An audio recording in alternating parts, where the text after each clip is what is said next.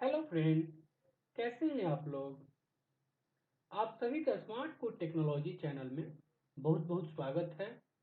आज आप लोग के सामने C# का प्लेलिस्ट लेकर आया हूं, जिसमें आप लोग को बताऊंगा कि एक कंसोल एप्लीकेशन कैसे बनाते हैं, वेब एप्लीकेशन कैसे बनाते हैं C# को यूज करते हुए। सबसे पहले मैं आप लोग को बता दूं कि अगर आप लोग को कहीं जाना होता है तो आपके लिए न्यू प्लेस है, तो उस प्लेस के बारे में आप कहीं ना कहीं से इंफॉर्मेशन लेंगे, लाइक एज इंटरनेट से लेंगे, सोशल मीडिया से लेंगे। तो ठीक वैसे ही अगर हम C# का प्ले लिस्ट पढ़ रहे हैं तो उसमें हम क्या करेंगे कि C# का इंट्रोडक्शन देखेंगे, उसके बाद उसके नेक्स्ट टॉपिक, उसके बाद उसका नेक्स्ट टॉपिक।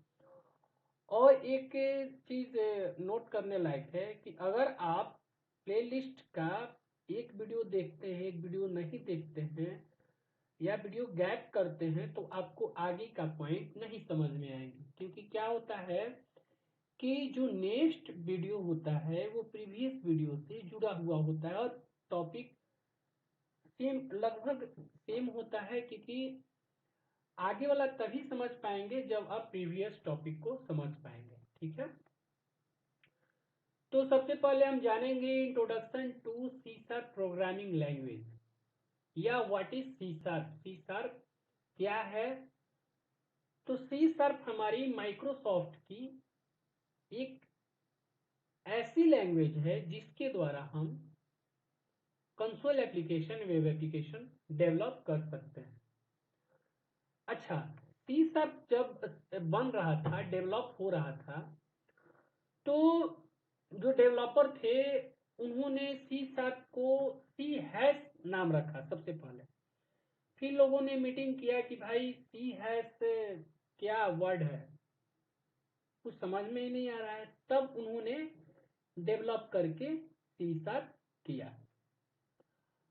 अब हमारी जो C# है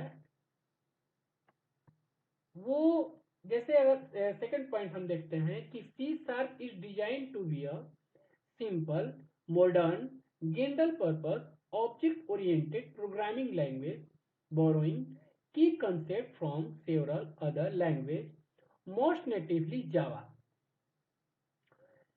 C# को ऐसे डिजाइन किया गया है जो कि सिंपल है। सिंपल मतलब इन द सेंस कि इजी टू अंडरस्टैंड है, आप इसको आसानी से समझ जाएंगे। इसका जो सिंटेक्स होता है वो बिल्कुल आसान है। जो इसकी कोडिंग होती है, जो इसकी प्रोग्रामिंग भी होती है, आप आसानी से कर लेंगे। और ये मजे की बात है कि ये मॉडर्न भी है। आजकल बहुत सारे थर्ड पार्टी एपीआई आते हैं। एपीआई क्या करता है कि उसमें कोडिंग होता है और उस कोड को हम अपने कोड में इंप्लीमेंट करके थर्ड पार्टी एपीआई का हम आउटपुट दिखा सकते हैं। तो इस टाइप की जो फैसिलिटी होती है थर्ड पार्टी एपीआई या जितने भी मॉडर्न वर्जन है वो सपोर्ट करती है C#। जनरल मतलब जनरल पर्पस, मतलब C# को यूज करते हुए हम हर तरह के एप्लीकेशन बना सकते हैं, like as web application, desktop application, mobile application, gaming application, etc। अब इसमें एक आता है concept object oriented programming language. Object oriented programming language को हम उप्स कंसेप्ट भी बोलते हैं। ये होता क्या है, मैं आपको एक एग्जांपल से समझाना चाह रहा हूँ कि आपको एक, मान के चलिए, एक वेबसाइट बनानी है, बहुत बड़ी वेबसाइट है।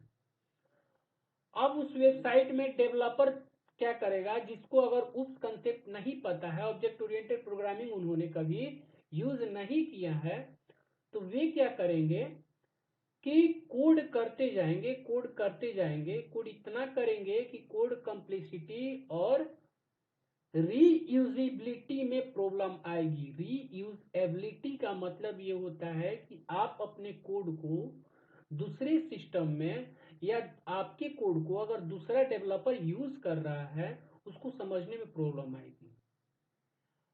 और अगर उस कंसेप्ट अगर यूज होगा उस कोडिंग में, तो वो क्या करता है कि जो कोडिंग की लाइन है उसको वो कम कर देता है। सीधी भाषा में हम अगर कहें कि बड़ा से बड़ा कोड को अगर छोटे कोड में लिखना है तो हम उस कंसेप्ट का यूज करते हैं। अब आते हैं बोरोइंग की कंसेप्ट। बोरोइंग मतलब लाना, की मतलब की, कंसेप्ट मतलब कंसेप्ट।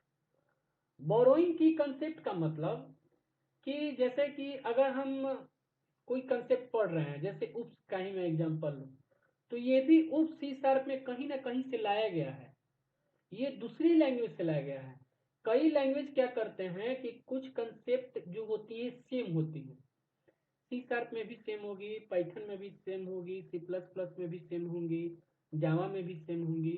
तो कुछ कंसेप्ट और डेवलपर को आसानी से समझने के लिए कुछ कंसेप्ट सेम होते हैं, तो कुछ कंसेप्ट दूसरे लैंग्वेज से लाए जाते हैं।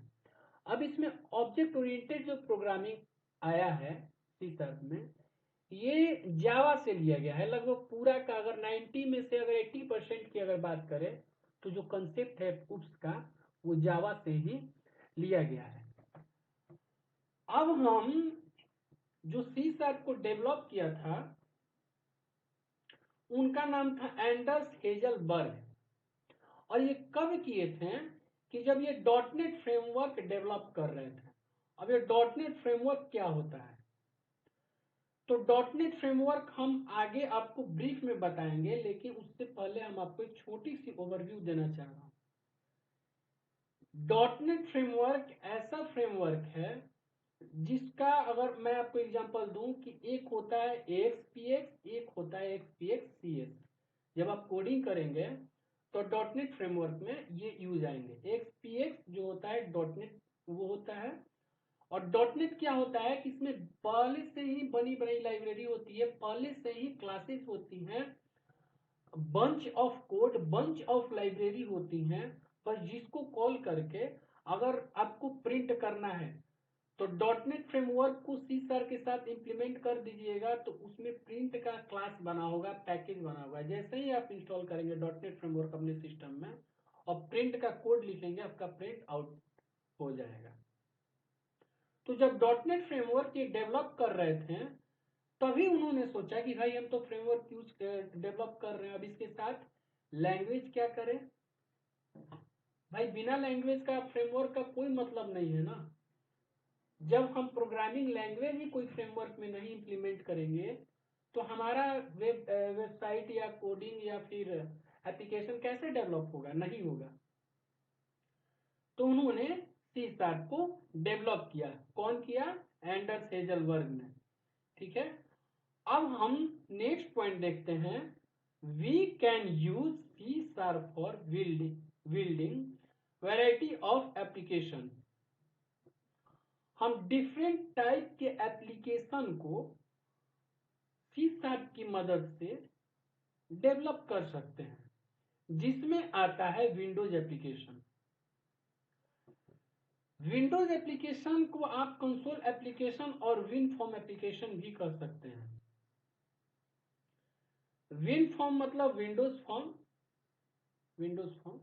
और कंसोल एप्लीकेशन मतलब कंसोल। बहुत जगह विन फॉर्म में देखा गया है कि जैसे आप लोग ईआरपी सॉफ्टवेयर देखे हैं, ईआरपी अगर बैंकिंग का सॉफ्टवेयर आप लोग देखे होंगे, उसको आप लोग विन फॉर्म एप्लीकेशन बोल सकते हैं। और कंसोल एप्लीकेशन क्या होता है कि मैं आपको एक सिंपल सा एक एग्जांपल दे रहा हूं कि अगर आपको अगर कहीं से डेटा अगर गेट करना है बहुत जल्दी, तो आप कंसोल एप्लीकेशन डेवलप कर सकते हैं। तो कंसोल एप्लीकेशन आप सी शार्प की हेल्प से बना सकते हैं, और विन फॉर्म एप्लीकेशन भी बना सकते हैं। विन फॉर्म में क्या होते हैं? टेक्स्ट बॉक्स होते हैं, बटन होते हैं, ग्रिड होते हैं। और कंसोल एप्लीकेशन में एक और बात है कि जब आप कंसोल एप्लीकेशन बनाएंगे, तो जब आप आउटपुट करेंगे तो इसका जो आउटपुट होगा वो कमांड प्रॉम्प्ट में होगा। जो ब्लैक कलर की विंडोज होती है, जो ब्लैक कलर की स्क्रीन होती है, वहीं पर यूज होगा। हम कंसोल एप्लीकेशन कैसे प्रिंट करते हैं वो भी हम आपको बताएंगे आगे की वीडियो में। उसके बाद हम सी शार्प का यूज करते हुए मोबाइल एप्लीकेशन भी बना सकते हैं। अब मोबाइल एप्लीकेशन कैसे बनाते हैं, तो इसमें लिखा है for such as Nokia Lumia built-in support, but we can use third-party tool or library called Xamarin to create mobile application for Android and iOS as well. अब आप लोग सोचते होंगे कि भैया हम तो वेबसाइट बना लिए सी शार्प से, डेस्कटॉप एप्लीकेशन बना लिए, अब मोबाइल एप्लीकेशन कैसे बनाएंगे? तो पहले एक समय चला था कि विंडोज फोन आते थे, विंडोज फोन नोकिया लुमिया करके, तो वो क्या बना था, वो सी शार्प के मदद से ही बना था। वो जो अब मान के चलिए हम विंडोज एप्लीकेशन बना दिए, ठीक, अब हम चाह रहे हैं कि ये एंड्रॉयड में भी चले, आईओएस में भी चले, ठीक है। चलिए हम एक वेबसाइट बना दिए, तो वेबसाइट हम कंप्यूटर में बनाए, अब हम चाह रहे हैं कि भैया ये वेबसाइट हमारा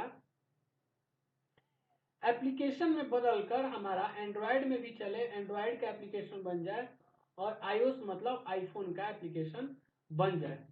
तो उस केस में हम क्या करेंगे, जैमरिन का यूज करेंगे। जैमरिन हमारा थर्ड पार्टी टूल है और लाइब्रेरी है। ये क्या करेगा कि जो सी शार्प का कोड है, कोड सेम वही रहेगा, उस कोड को आप जैमरिन में इंप्लीमेंट करेंगे और वो क्या करेगा, विंडोज एप्लीकेशन को मोबाइल एप्लीकेशन में कन्वर्ट कर देगा, एंड्रॉयड एप्लीकेशन में कन्वर्ट कर देगा, आईफोन आईओएस एप्लीकेशन में कन्वर्ट कर देगा। तो ये क्या करते हैं जैमरिन। बहुत सारा एंड्रॉयड स्टूडियो भी है, इमुलेटर भी है, इस टाइप की जो थर्ड पार्टी है यह हमारी मोबाइल एप्लीकेशन बनाने में काम आती है। अब आते हैं हम वेब एप्लीकेशन। वेब एप्लीकेशन हम कैसे बनाएंगे? तो वेब एप्लीकेशन बनाने के लिए ASP.NET और ASP.NET MVC का यूज करेंगे। ASP.NET आपका लूजली होता है, ASP.NET आपका टाइटली होता है, जो कि दो प्रकार के कंपोनेंट होते हैं। लूजली में क्या होता है कि आपको एक ही पेज में पेज को एक पेज से दूसरे पेज को कॉल किया जाता है, एक ही पेज में आपको HTML बनाया जाता है, एक ही पेज में आपको लॉजिक वगैरह सब लगते हैं। और ASP.NET MVC में क्या होते हैं, ASP.NET में ज्यादातर डेटा टेबल का यूज होता है और ASP.NET MVC क्या होता है कि मॉडल व्यू कंट्रोलर। पहले हम कंट्रोलर बनाते हैं, फिर मॉडल बनाते हैं, फिर व्यू बनाते हैं, व्यू में HTML होता है। इन सब के बारे में हम आगे आपको ब्रीफ से जानकारी देंगे।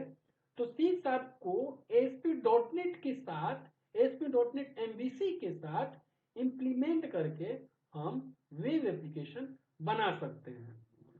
अब आता है हमारा गेमिंग एप्लीकेशन। अब भाई बहुत लोग गेम के शौकीन होते हैं कि चले हम लैपटॉप पे गेम खेलें।